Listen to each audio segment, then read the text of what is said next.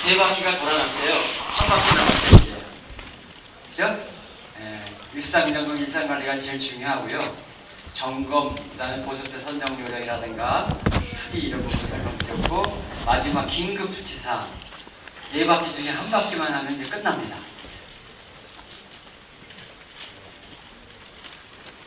자, 어서 들으십시오. 바로 시작하겠습니다.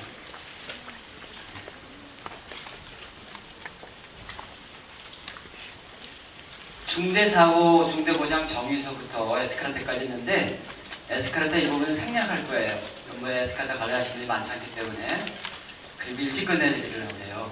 생략하고. 예. 자, 여러분 정의부터 보겠습니다. 참고치로 54만 대다 이렇게 보시고, 여러분 교재 99쪽입니다. 마지막 시간 99쪽 펴시면 거기서부터 시작이 됩니다. 교재 99쪽. 중대사고의 정의예요. 사망하는 경우 당연하겠죠. 그리고 사고가 발생한 날로부터 일주일 이내 병원에 가야 돼요. 진단을 받았더니 일주일 이상 입원해라, 아니면 3주 이상 통원 치료를 받아라 진단을 받았으면 중대사고입니다. 2주 미만은 중대사고가 아닙니다. 그렇게 아시면 되고요. 그 다음에 중대고장은요, 저런 세 가지 경우에, 저런 세 가지 경우에 중대고장도 신고를 하셔야 되는데, 아무튼 고장인 거죠. 중대고장을 저희 분류하고 있고, 어떻게 신고하시냐? 중대고장은 3월 이내만 신고하시면은 저희가 접수를 해요. 그래서 전산에다 등록만 해드려요. 조사 나가는 게 아니에요, 중대고장은. 근데 사고는 신고 시기가 어떻게 돼 있어요? 사실을 알게 된 즉시 지체 없이예요. 법에 나오는 용어 그대로예요. 사고 난 날로부터 24시간이 그런 거 없어요? 사고를 알게 된 즉시 지체 없이 하려는 게 승강기 중대사고 보고식이에요. 여러분은 사고 나면은 신고하는 거예요. 여러분이 할 일은. 그 다음에 현장 보존하는 거예요. 두 가지예요. 그래서 신고는 요 양식에서 하면 되고요. 현장 보존도 안 하면 과태료 200만 원으로 벌칙사항이 있습니다. 그래서 사고 났을 때 해야 될 일은 신고하고 현장 보존이에요. 현장 보존을 뭐라고 써있냐면, 사고 현장 또는 중대한 사고와 관련되는 물건을 이동시키거나 변경 또는 훼손하여서는 아니 된다, 이렇게 돼 있어요. 그러면 사고 났을 때 사고 현장을 막 흔적 없이 지워버리고 싶은 사람이 누굴까요? 여러분들은 승강기 관심이만 사고 나면 신경을 많이 쓰시겠지만, 승강기 가서 뭐 지워버리고 그럴 기술적인 그런 거 모르시잖아요. 누가 그런 마음이 들겠어요? 예? 보섭체죠. 보섭체가 승강기 기술적인 책임 다 책임지는 거잖아요. 계약에 의해서. 관리적인 건 여러분들 책임지지만 승강기 안전 점검에 대한 기술적 책임은 다 보섭체잖아요. 안전장치로 인해서 사고 났다 그러면 다 보섭체 책임이잖아요. 여러분 책임이 아니잖아요. 그러니까 보섭체는 그걸 지우고 싶은 거예요. 그러니까 사고 났다 그러면 제일 먼저 달려오는 게 보섭체 직원일 거예요. 그럼 보섭체 직원은 들여보내야 돼요? 아닙니다. 들여보내면 안 돼요. 평상시 잘해주시더라도 사고 났을 때만큼은 보섭체 직원도 현장 접근 시키지 말아야 돼요. 우리 한국승강기안전관리원 공공기관 안에서 검사하기 전에는 절대 시키시면 안 돼요. 그게 여러분이 할 일이에요. 그래야 정확한 원인을 찾아요. 그리고 재발방지 대책 구체 우리가 만들 수 있고, 그래야 도와주시는 거예요. 그게 딱 두 가지. 신고하고 현장 보존한다. 두 가지를 여러분이 하셔야 되고요. 그 어떻게 절차가 되냐면요, 여러분이 신고하시잖아요. 이렇게 사고 보고를 발생해서 보고하면은 우리가 접수를 합니다. 접수를 해서 1차 사고조사를 24시간 이내에 나와요. 저희가. 여러분이 접수하면은 24시간에 가까운 지원에서 조사를 나가요. 현장 보존하고 사진 찍고 뭐 이런 걸 하고요. 그리고 2차 현황 보고를 본원에다 올리면은 반장 1명에 조사반 2명에가 3인이 조사반이 꾸려져가지고 정밀 조사를 하러 현장에 나가요. 현장 흩어져 뒤지고 병원에 가서 피해자 인터뷰하고 안전관리자하고도 여러분들한테 인터뷰하고 보섭체 직원하고도 인터뷰해요. 인터뷰한 모든 녹음 자료, 현장 사진 자료, 안전 체크한 자료 모든 걸 보고서를 꾸며가지고 국민안전처 사고조사 판정위원회에다가 보고를 올립니다. 그리고 거기에 위원회가 구성되어 있어요. 변호사, 대학 교수, 뭐 정부 고위 관리하는 사람들이 딱 해가지고 보고서를 바탕으로 이 원인은 이게 맞다. 그리고 이 책임은 누구한테 있다. 이 재발 방지 대책을 하려면 이렇게 해가지고 판정문을 만들어서 보석체, 검사기관, 건물 다 보내요. 거기서 공문으로. 그래서 보험사도 그 근거로 보험 처리를 하고 그래요. 그렇게 승강기 사고 처분이 이렇게 되어 있습니다. 그 다음에 이제 갇혔을 때, 왜 갇히는가? 갇혔을 때 어떻게 되는가를 설명드릴게요. 부품 불량이면 갇힐 수 있어요. 접점에 마모내가 늘어붙으면 갇힐 수 있어요. 그 다음에 이용자 부지로 갇힐 수 있고, 정전되면 당연히 갇히죠. 전기로 움직이는 건데, 대단지 아파트나 큰 건물은 비상발전기가 있어서 한전전원이 나가도 1분 이내에 비상발전기로 엘리베이터 정상적으로 다 돌아가요. 갇히는 사고가 없어요. 근데 단독 아파트, 비상발전기가 없는 아파트나 개인 상가 건물 같은 거는 갇힐 수밖에 없어요. 전기를 움직이다가 전기 나가면. 그렇죠? 그러면 구출해 줘야 되는 거예요. 관리비 비상도 있고요. 이용자 부지 사항도 있습니다. 이렇게 이런 옛날 기종이 차 안에서 눌러주면 불필요한 술 먹고 쳐박으면 아주 뛰면 그렇고, 관리비 비상으로 청소불량으로 여기에 돌가루, 담배꽁초 끼면요, 한 층의 문이 다 안 닫히면은 엘리베이터는 움직이지 않는다 그랬죠. 저런 경우가 나와요. 그래서 이걸 담배꽁초나 이런 걸 끄집어내야지, 청소한다고 이걸 쓸어놓으면 안 돼요. 승강난으로. 네. 그 다음에 취급불량, 신문지 껴놓으면 안 움직여요. 저런 건 이삿짐 센터 아저씨들이 관리사무소가 얘기하기 귀찮으니까 신문지 껴놓고 작업하면은 다른 층에서 고장났다고 신고하죠. 그죠?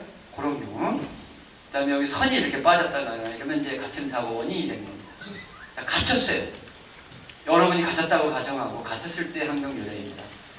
갇혀본 경험 있으신 분, 엘리베이터에 지금까지.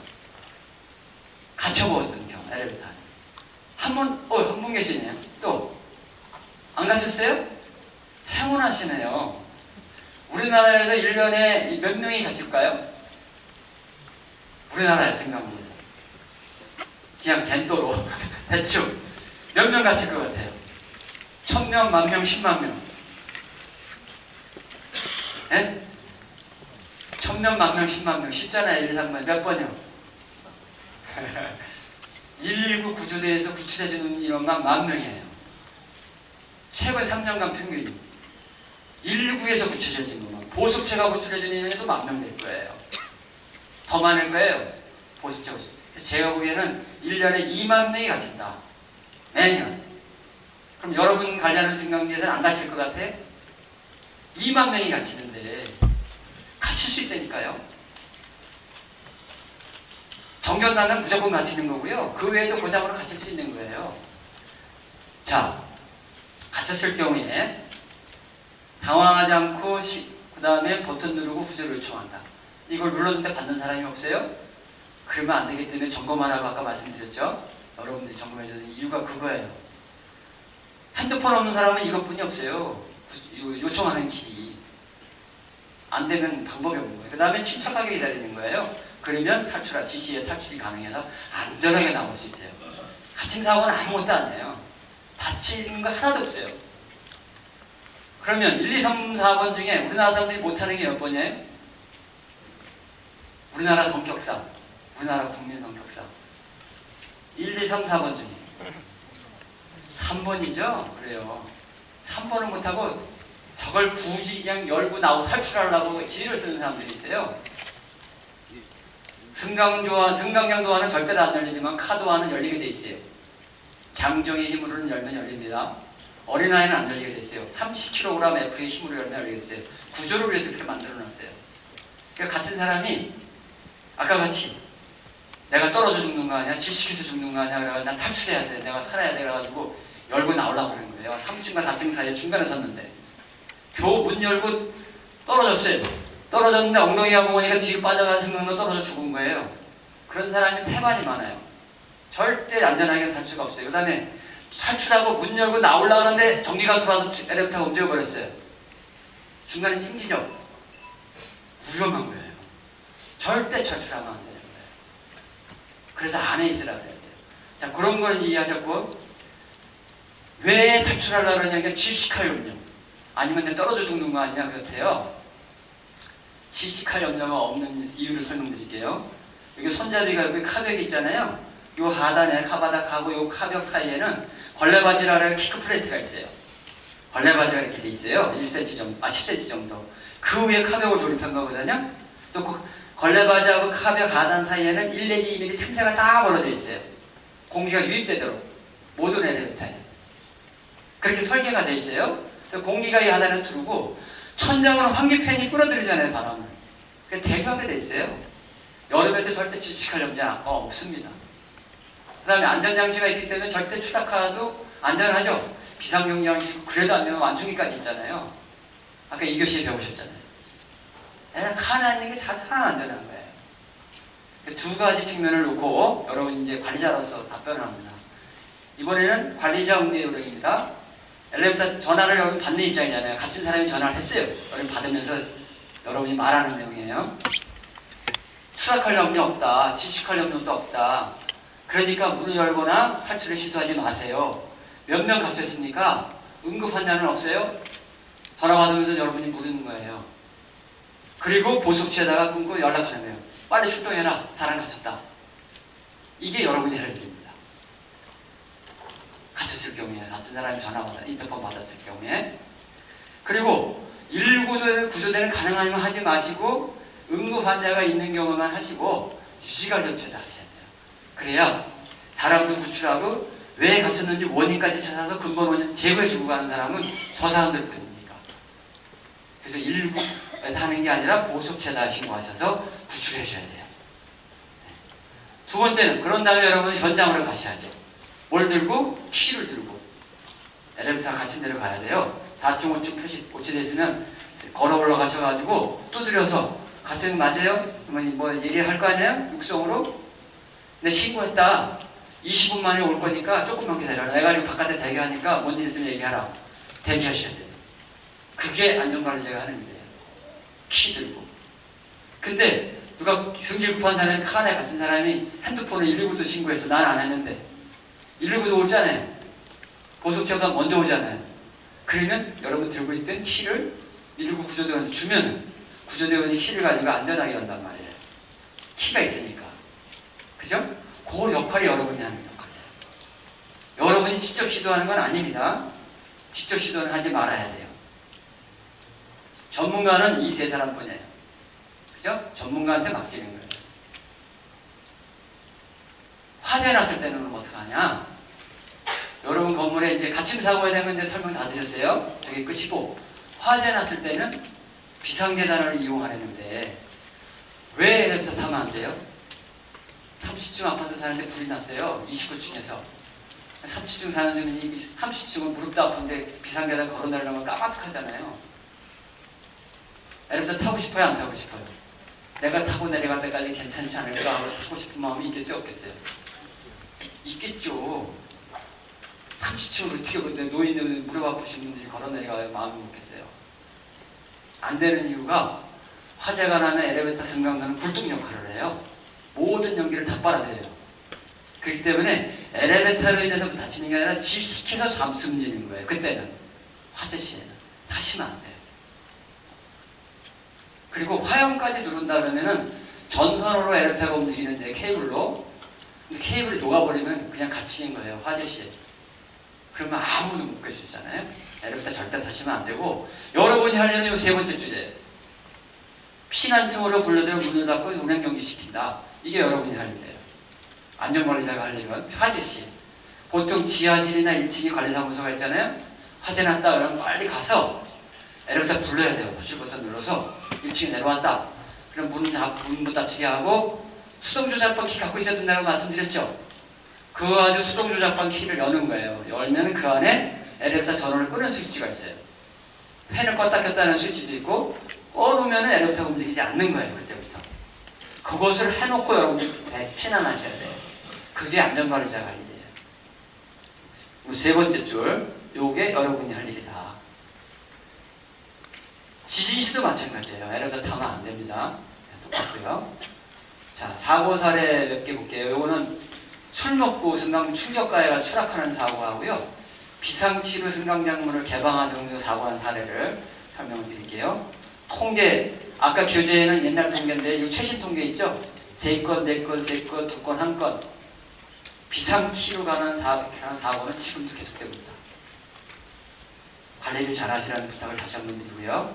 동영상 몇 개 볼게요. 요거는 기준을 강화한다는 내용이고요.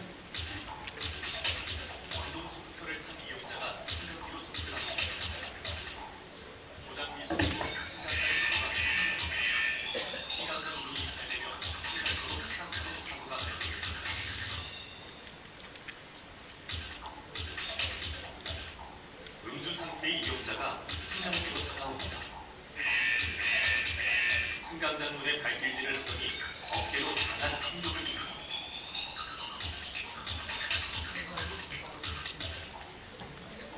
문을 지지하는 보호 발길주가 문턱홈으로부터 이탈되면서 틈새로 이용자가 추락하는 사고가 발생했습니다.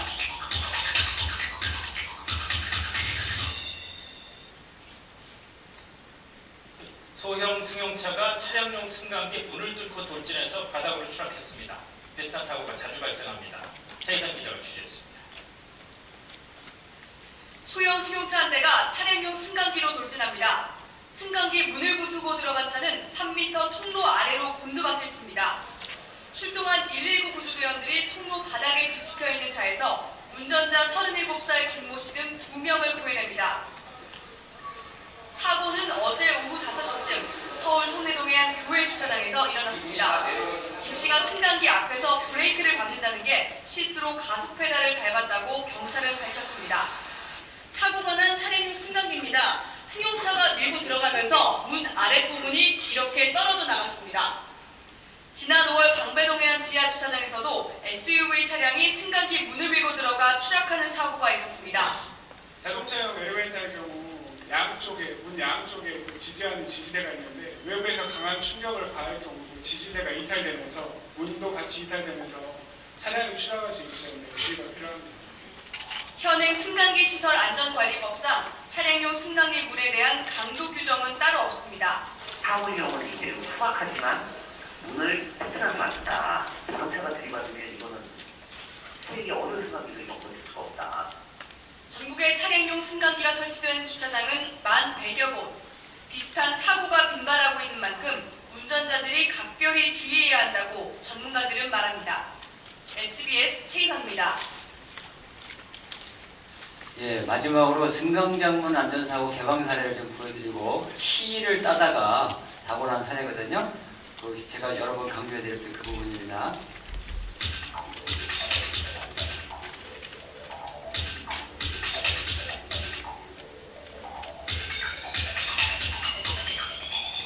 건물 관리자가 승강기 기술을 확인하지 않고 승강장 문을 개방하고 있습니다.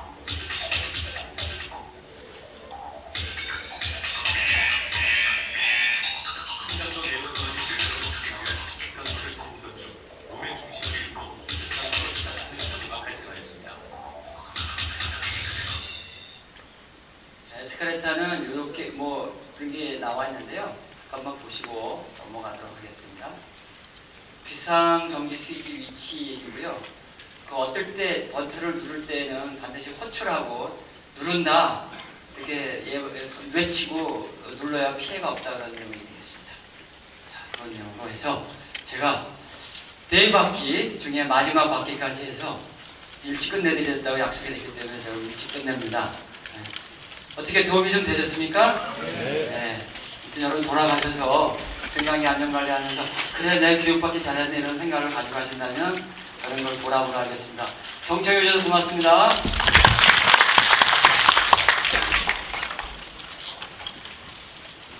네, 고생하셨습니다. 4시간 동안 교육받느라고 고생 많으셨고요.